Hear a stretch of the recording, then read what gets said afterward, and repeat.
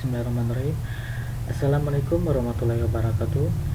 Perkenalkan, nama saya Sukma Sadewa dari Prodi Manajemen. Saya akan menjelaskan pada materi kali ini yaitu sekitar manajemen sumber daya manusia. Kita langsung saja.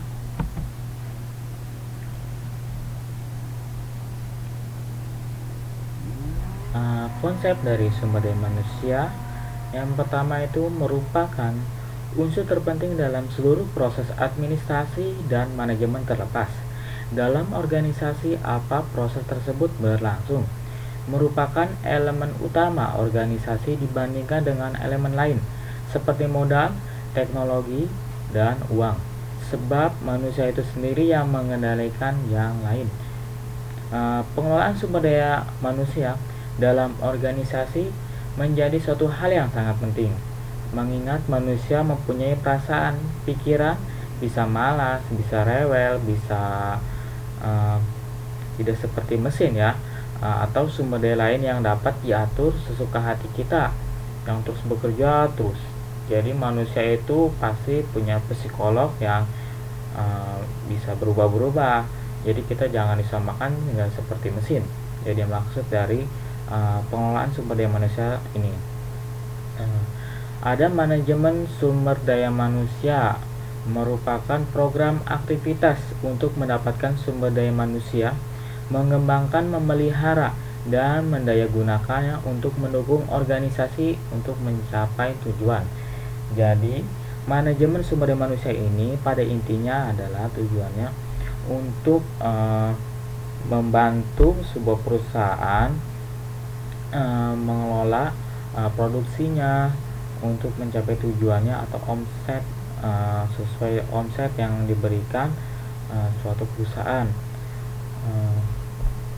Jadi yang berikutnya adalah pengertian manajemen sumber daya manusia. Proses mendayagunakan manusia sebagai tenaga kerja secara manusiawi agar potensi fisik dan psikis yang dimilikinya berfungsi maksimal bagi tujuan pencapaian tujuan organisasi.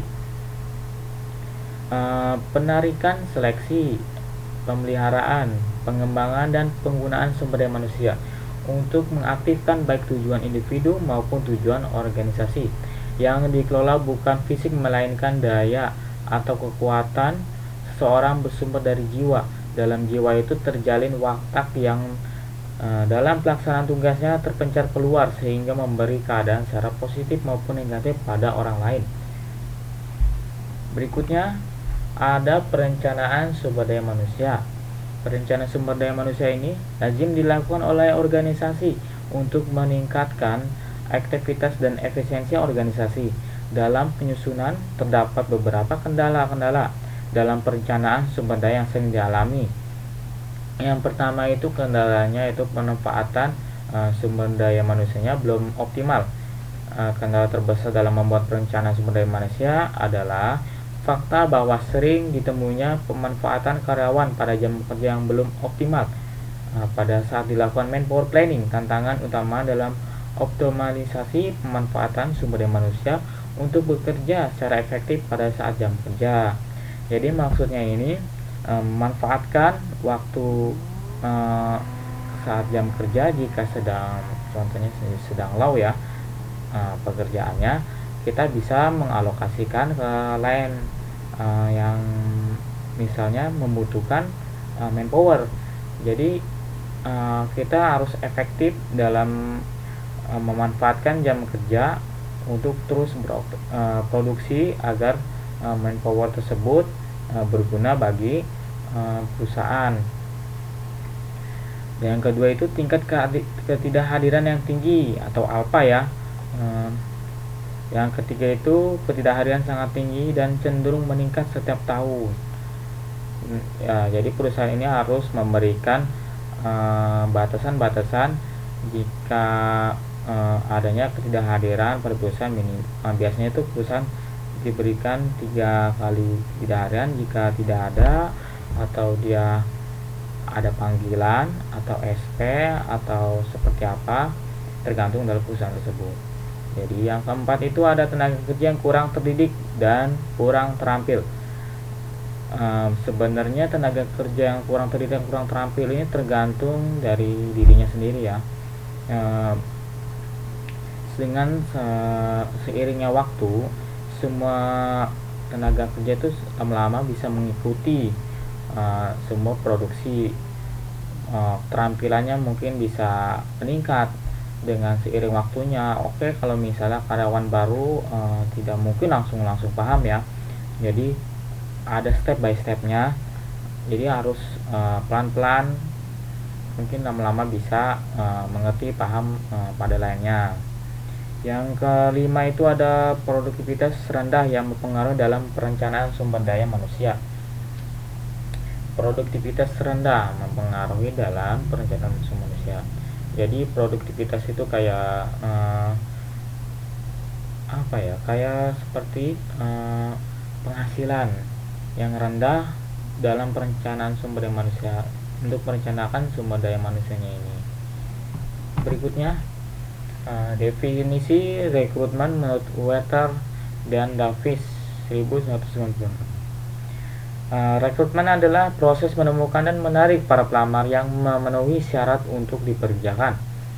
Proses rekrutmen dimulai dari pencarian para pelamar dan diakhiri dengan masuknya surat lamaran dari pelamar. Hasil proses rekrutmen adalah sekumpulan pelamar yang siap untuk diseleksi. Jadi rekrutmen ini prosesnya sangat lumayan panjang ya. Berbeda-beda dengan perusahaan, bisa prosesnya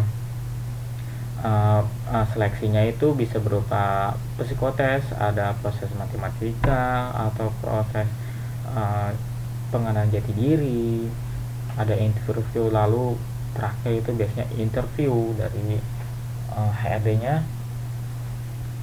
Jadi proses seleksi ini bisa bermacam-macam, tergantung dari PT yang melaksanakannya. Bisa medical check up juga ada biasanya, kurang lebih seperti itu. Definisi orientasi. Definisi orientasi ini adalah upaya pelatihan dan pengembangan awal bagi para karyawan baru yang memberikan mereka informasi mengenai perusahaan, jabatan, dan kelompok kerja. Orientasi bertujuan membantu para karyawan baru menyesuaikan diri dengan memperkenalkan mereka pada peran mereka masing-masing, organisasi, dan kebijakannya rekan kerja mereka. Jadi orientasi ini adalah sebuah sosialisasi kepada karyawan baru, memperkenalkan lingkungan sekitarnya, lingkungan kerjanya atau lain kerjanya, seperti apa yang harus dikerjakan, apa yang tidak, apa yang harus diperbuat. Jadi pada intinya orientasi ini adalah sebuah arahan ya, sosialisasi pada karyawan baru, apa yang harus dibuat, apa yang kerjaannya seperti apa, kurang lebih seperti itu. Ini dia keselamatan kerja dan kesehatan kerja atau K3. Keselamatan itu sangat penting ya bagi sebuah perusahaan, apalagi produksi. Bisa menimbulkan kecelakaan atau bahkan kematian.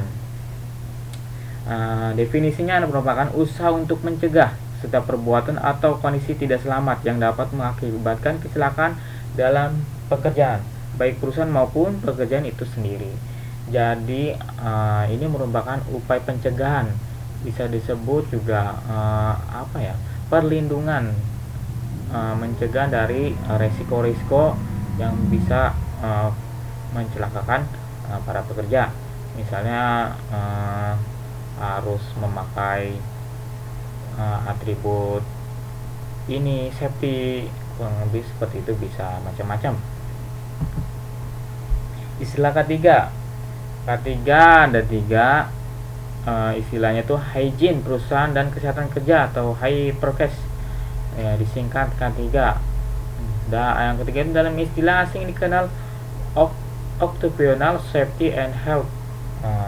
Dan ini merupakan ilustrasi ya, gambar atribut yang dipakai biasanya seorang pekerja lapangan.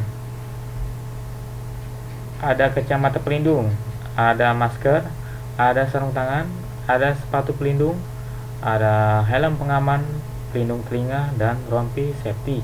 Biasanya kalau pakaian yang dipakai itu tergantung pada line masing-masing.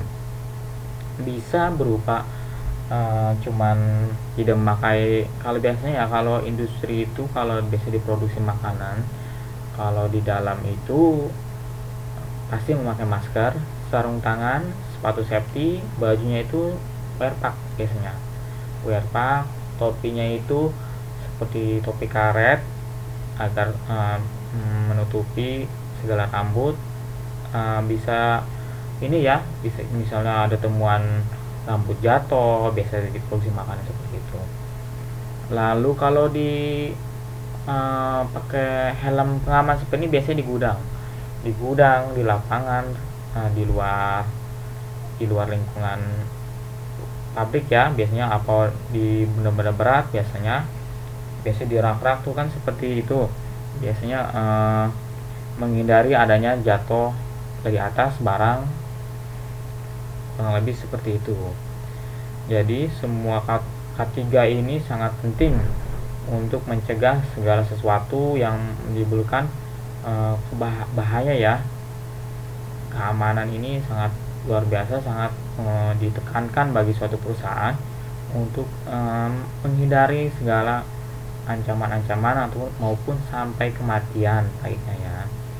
Oke, sampai sini materi yang saya jelaskan. Kurang lebihnya mohon maaf. Saya Syekh Zuma Sadewa. Terima kasih. Wassalamualaikum warahmatullahi wabarakatuh.